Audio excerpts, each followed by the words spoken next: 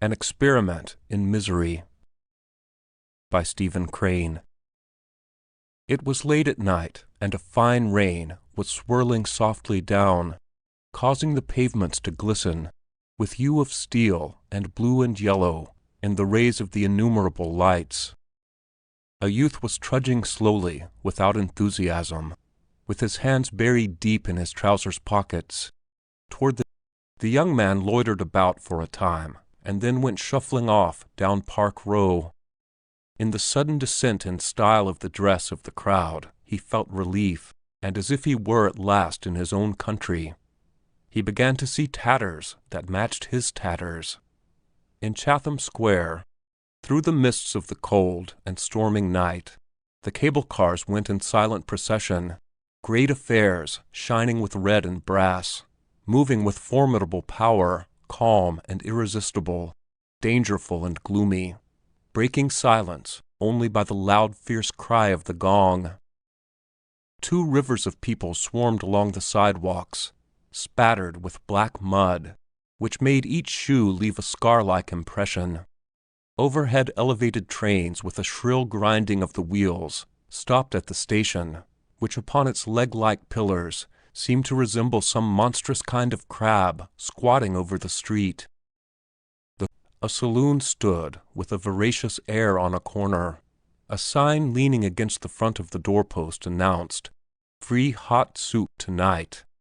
The swing doors snapping to and fro like ravenous lips made gratified smacks as the saloon gorged itself with plump men, eating with astounding and endless appetite, smiling in some indescribable manner as the men came from all directions like sacrifices to a heathenish superstition.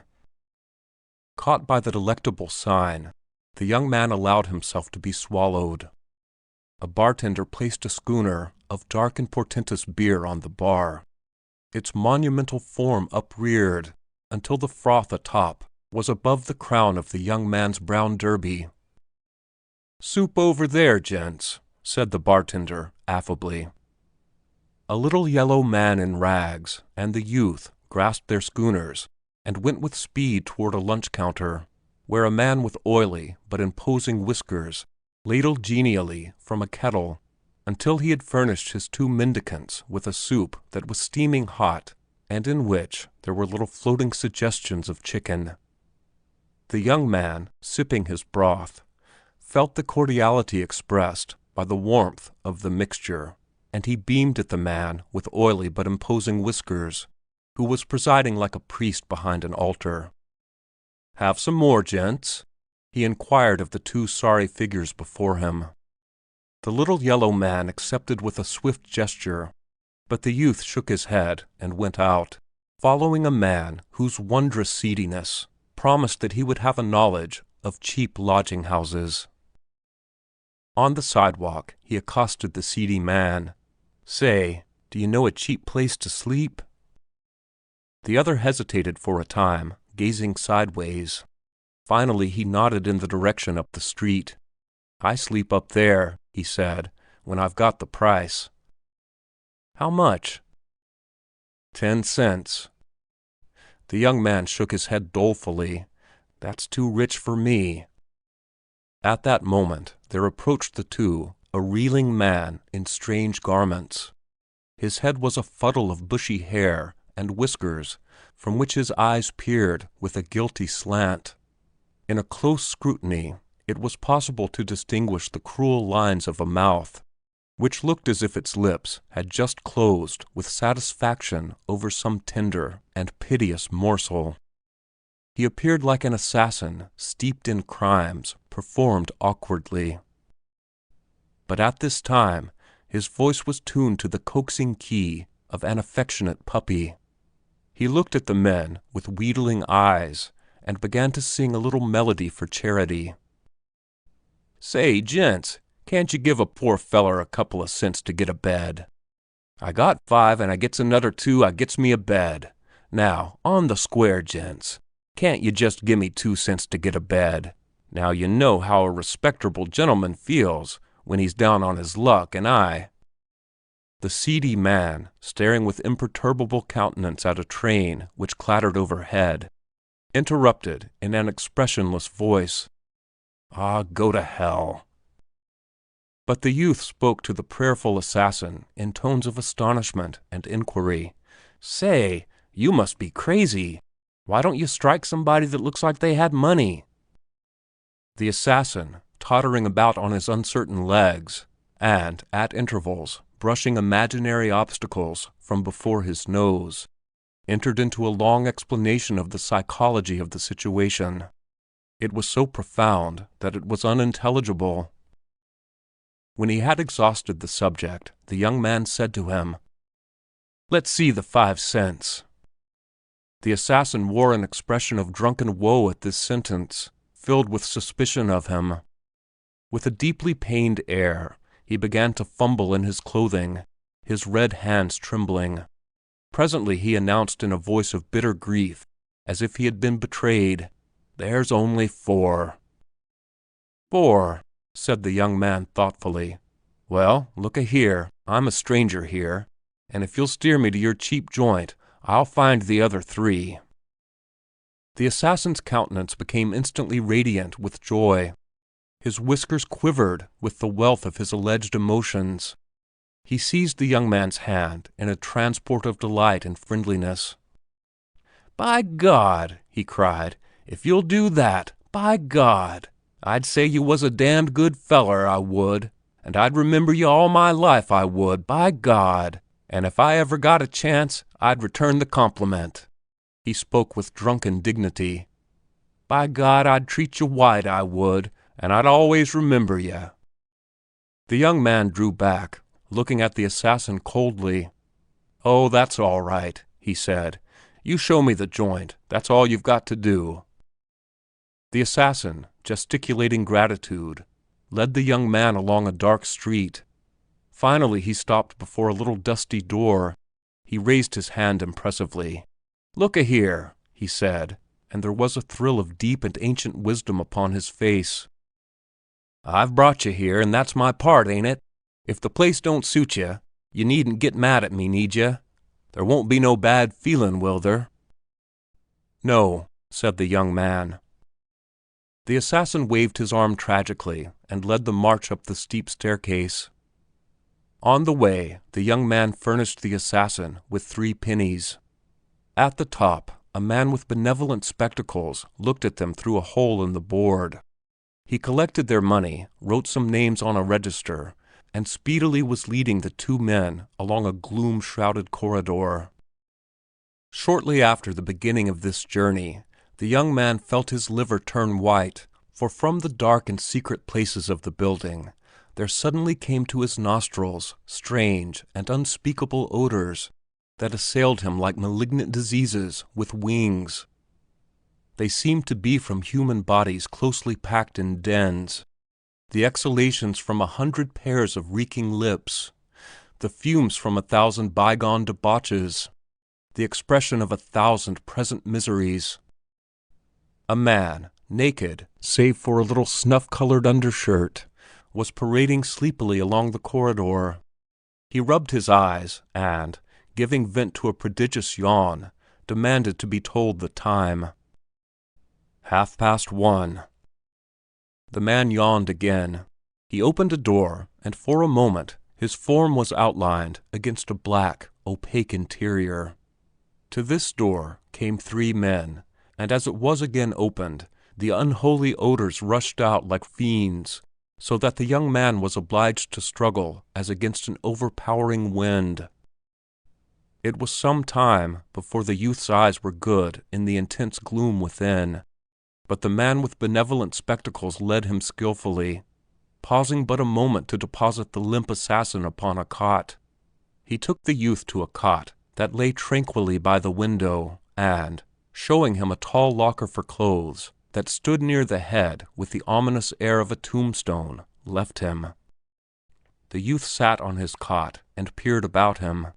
There was a gas jet in a distant part of the room that burned a small flickering orange-hued flame. It caused vast masses of tumbled shadows in all parts of the place, save where, immediately about it, there was a little gray haze. As the young man's eyes became used to the darkness, he could see upon the cots that thickly littered the floor the forms of men sprawled out, lying in death-like silence, or heaving and snoring with tremendous effort, like stabbed fish. The youth locked his derby and his shoes in the mummy case near him, and then lay down with his old and familiar coat around his shoulders. A blanket he handled gingerly, drawing it over part of the coat. The cot was leather-covered and cold as melting snow. The youth was obliged to shiver for some time on this affair, which was like a slab. Presently, however, his chill gave him peace, and during this period of leisure from it, he turned his head to stare at his friend, the assassin, whom he could dimly discern where he lay sprawled on a cot, in the abandon of a man filled with drink. He was snoring with incredible vigor. His wet hair and beard dimly glistened, and his inflamed nose shone with subdued luster, like a red light in a fog. Within reach of the youth's hand was one who lay with yellow breast and shoulders bare to the cold draughts. One arm hung over the side of the cot, and the fingers lay full length upon the wet cement floor of the room. Beneath the inky brows could be seen the eyes of the man, exposed by the partly opened lids. To the youth it seemed that he and this corpse-like being were exchanging a prolonged stare, and that the other threatened with his eyes. He drew back, watching his neighbor from the shadows of his blanket edge. The man did not move once through the night, but lay in this stillness as of death, like a body stretched out, expectant of the surgeon's knife. And all through the room could be seen the tawny hues of naked flesh, limbs thrust into the darkness, projecting beyond the cots, upreared knees, arms hanging, long and thin, over the cot edges. For the most part they were statuesque, carven, dead. With the curious lockers standing all about like tombstones, there was a strange effect of a graveyard, where bodies were merely flung.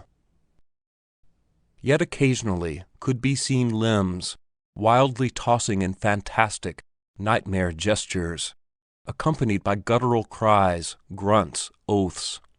And there was one fellow off in a gloomy corner, who in his dreams was oppressed by some frightful calamity, for of a sudden he began to utter long wails that went almost like yells from a hound, echoing wailfully and weird through this chill place of tombstones, where men lay like the dead.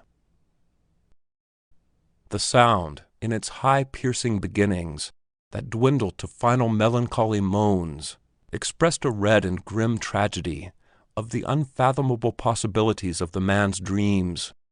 But to the youth these were not merely the shrieks of a vision-pierced man. They were an utterance of the meaning of the room and its occupants. It was to him the protest of the wretch who feels the touch of the imperturbable granite wheels, and who then cries with an impersonal eloquence, with a strength not from him, giving voice to the wail of a whole section, a class, a people. This, weaving into the young man's brain, and mingling with his views of these vast and somber shadows, that like mighty black fingers curled around the naked bodies, made the young man so that he did not sleep, but lay carving biographies for these men from his meager experience. At times the fellow in the corner howled, in a writhing agony of his imaginations. Finally, a long lance point of gray light shot through the dusty panes of the window. Without, the young man could see roofs, drearily white in the dawning. The point of light yellowed and grew brighter, until the golden rays of the morning sun came in bravely and strong. They touched with radiant color the form of a small fat man, who snored in stuttering fashion. His round and shiny bald head glowed suddenly with the valor of a decoration. He sat up, blinked at the sun, swore fretfully, and pulled his blanket over the ornamental splendors of his head. The youth contentedly watched this rout of the shadows before the bright spears of the sun, and presently he slumbered. When he awoke, he heard the voice of the assassin raised in valiant curses. Putting up his head, he perceived his comrade, seated on the side of the cot, engaged in scratching his neck with long fingernails that rasped like files. "Hully gee, this is a new breed. They've got can openers on their feet," he continued in a violent tirade. The young man hastily unlocked his closet and took out his shoes and hat. As he sat on the side of the cot, lacing his shoes, he glanced about and saw that daylight made the room comparatively commonplace and uninteresting. The men, whose faces seemed stolid, serene, or absent, were engaged in dressing, while a whole crackle of bantering conversation arose. A few were parading in unconcerned nakedness. Here and there were men of brawn, whose skins shone clear and ruddy. They took splendid poses, standing massively like chiefs. When they had dressed in their ungainly garments, there was an extraordinary change. They then showed bumps and deficiencies of all kinds. There were others who exhibited many deformities. Shoulders were slanting, humped, pulled this way and pulled that way. And notable among these latter men was the little fat man who had refused to allow his head to be glorified. His pudgy form, builded like a pear, bustled to and fro, while he swore in fishwife fashion. It appeared that some article of his apparel had vanished. The young man, attired speedily, went to his friend, the assassin. At first the latter looked dazed at the sight of the youth. This face seemed to be appealing to him through the cloud wastes of his memory. He scratched his neck and reflected. At last he grinned, a broad smile gradually spreading until his countenance was a round illumination. "Hello, Willie!" he cried cheerily. "Hello," said the young man. "Are you ready to fly?" "Sure." The assassin tied his shoe carefully with some twine and came ambling.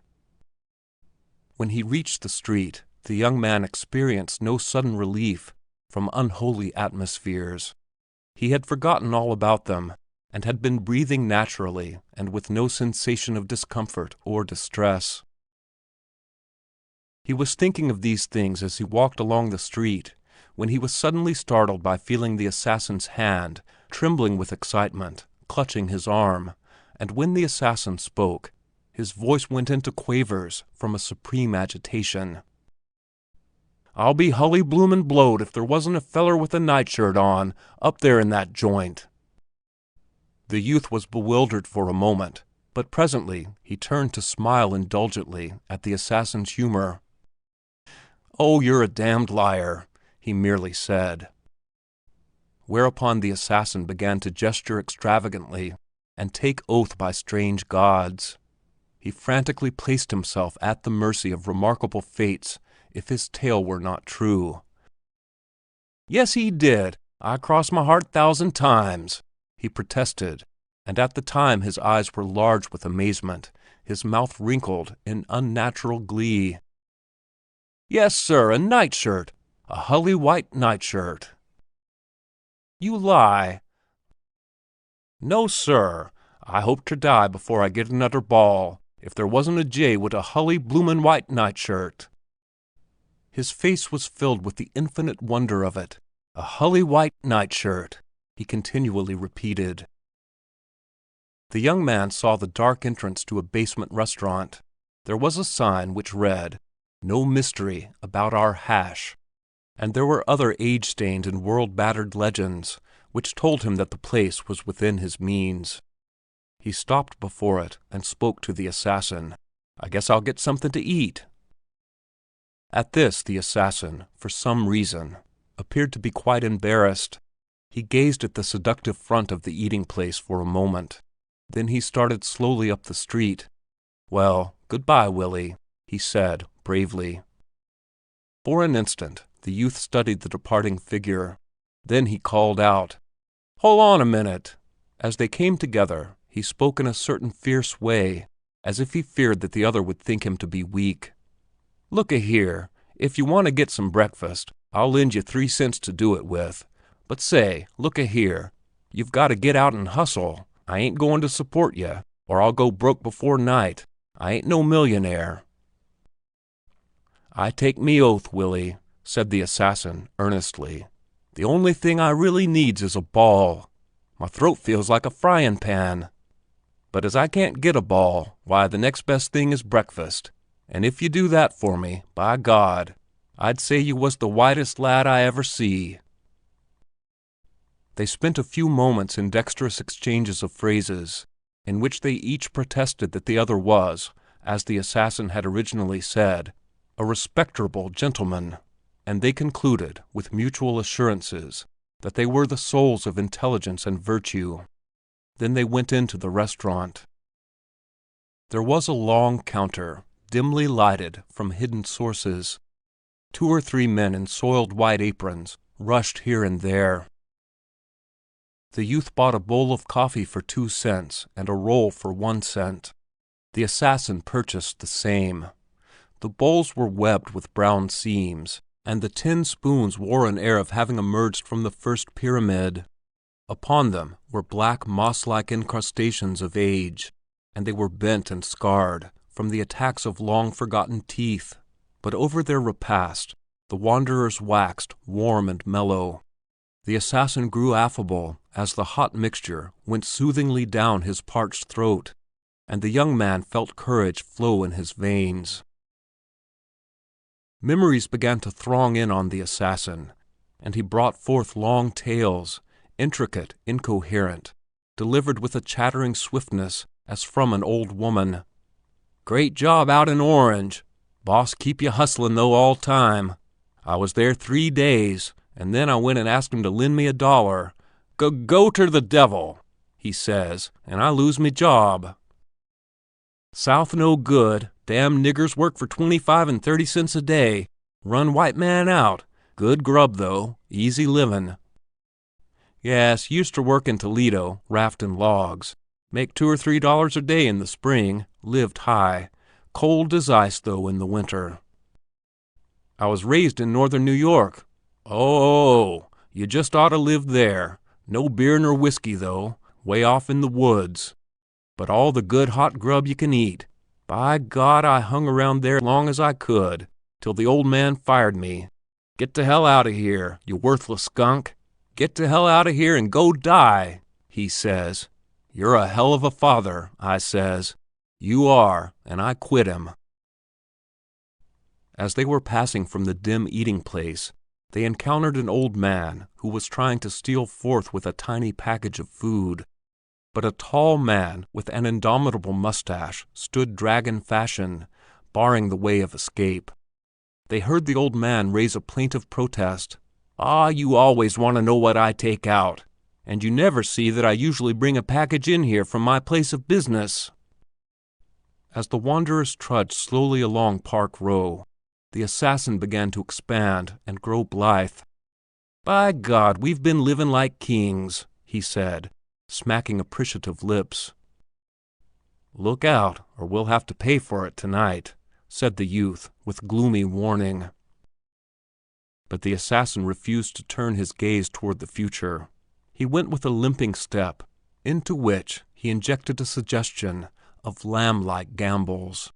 His mouth was wreathed in a red grin. In the City Hall Park, the two wanderers sat down in the little circle of benches, sanctified by traditions of their class. They huddled in their old garments, slumbrously conscious of the march of the hours which for them had no meaning. The people of the street hurrying hither and thither made a blend of black figures, changing yet frieze-like. They walked in their good clothes, as upon important missions, giving no gaze to the two wanderers seated upon the benches. They expressed to the young man his infinite distance from all that he valued. Social position, comfort, the pleasures of living were unconquerable kingdoms. He felt a sudden awe. And in the background, a multitude of buildings, of pitiless hues and sternly high, were to him emblematic of a nation forcing its regal head into the clouds, throwing no downward glances. In the sublimity of its aspirations, ignoring the wretches who may flounder at its feet. The roar of the city in his ear was to him the confusion of strange tongues, babbling heedlessly. It was the clink of coin, the voice of the city's hopes, which were to him no hopes. He confessed himself an outcast, and his eyes from under the lowered rim of his hat began to glance guiltily, wearing the criminal expression that comes with certain convictions. If you liked the video, put a like, subscribe to the channel and click on the bell to not miss our new videos.